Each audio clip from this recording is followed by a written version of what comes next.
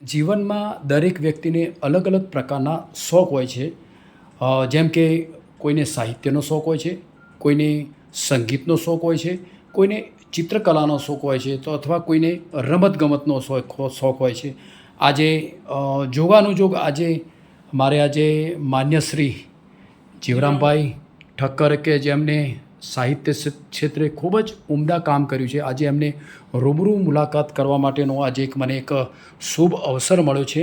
જોકે આજે એમનું સાહિત્ય જોયા પછી સાહિત્યોની અંદર આવતી અમૃતધારા કોલમ કનુભાઈ આચાર્ય લેખિત હજારો પાના વાંચ્યા અને સેંકડો નોટો લખી તેવું વિલક્ષણ વ્યક્તિત્વ એટલે જીવરામભાઈ ઠક્કર એમનો એક લેખ પણ આજે જોવા મળ્યો. સાથે સાથે અહીંયા સાહિત્યની અંદર શબ્દ મારે છે, શબ્દ તારે છે અને શબ્દ દુબાડે છે, શબ્દ હસાવે છે અને શબ્દ રડાવે છે, શબ્દ ફસાવે છે, શબ્દ માથું અપાવે છે જેવા સ્લોગનો પણ જોવા મળ્યા. સાથે સાથે અહીંયા પણ એક સરસ મજાનો એક સમગ્ર વિશ્વમાં અને ઘર આંગણે ચાલી રહેલ ખૂન ખરાબા અત્યાચારને રોકવા શેરીએ ગલી અને ગામે ગામ શાંતિ પ્રાર્થના સિવાય કોઈ રસ્તો નથી. જેવી શરૂઆત તમારા એકલાથી થાય તે થારું સારું તેવા શ્લોકોનો પણ જોવા મળ્યા. મારી સાથે અહીંયા કાકા અહીંયા મારી સાથે છે, એમની સાથે હું થોડી એક વિસ્તૃત વાત કરીશ કે એમની શરૂઆત કેટલા સમયથી કરેલી છે.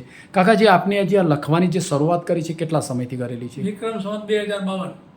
2052થી તમને આપને શરૂઆત જે લખવાની શરૂઆત કરી? 2077 સુધી લખ્યું. બરાબર. આપને લગભગ મારા ખ્યાલથી સાહિત્યમાં ઘણું એવું લખેલું છે, સુવિચારો એવા ઘણા બધા તમે લખેલા છે આજે જે જોવામાં મળે છે.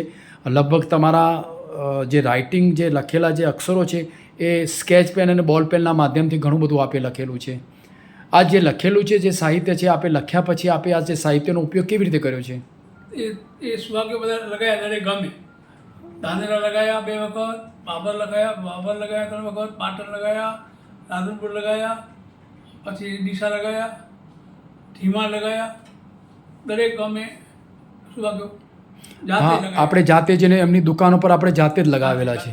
ખૂબ સરસ મજાની વાત કરી જીવરામભાઈ કાકાએ. વાત કરી કે એમને જે સુવિચારો જે લખ્યા છે, લખ્યા પછી પણ એમને જ્યાં થરાદ છે, ભાભર છે, ડીસા છે એવી દુકાનો ઉપર જાતે જઈને પોતે લગાવ્યા પછી એવા એક સમાજને એવા એક સારો એવો સંદેશો એમને પાઠવેલો છે. લગાવવા જતા એટલે એમ પૂછતા લોકો કે ક્યાંથી કેના જલાવણના છે? હા. કોઈ કે ગાયત્રીના છે? હા. કોઈ કે શેના છે? કોઈ કે શેના છે? હા. બરાબર બરાબર. હા હા હા. જ્યારે તમે સુવિચાર લગાવવા જતા હતા ત્યારે લોકો તમને પૂછતા હતા કે આ સુવિચારો કયા ઉદ્દેશના છે, શાના છે? જલારામ બાપાના છે, ગાયત્રી પરિષદના છે કે એવા તમને?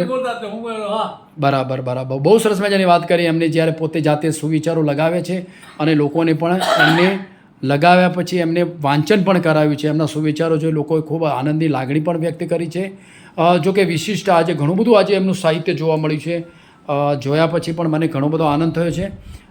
જોયા પછી આજે હું એમને પણ શુભેચ્છાઓ પાઠવું છે કે આપના આ સુવિચારો અને સાહિત્યના માધ્યમથી સમાજને ખૂબ સારો એવો સંદેશો જશે એવી પણ આપને એક હું શુભકામનાઓ પાઠવું છું. જોયા પછી મને વિશેષ આનંદ થયો છે. આપની સાથે વાતચીત કરવા માટેનો આપનો ખૂબ ખૂબ આભાર. જય જલારામ, જય શ્રી રામ, જય ગાયત્રી માતા.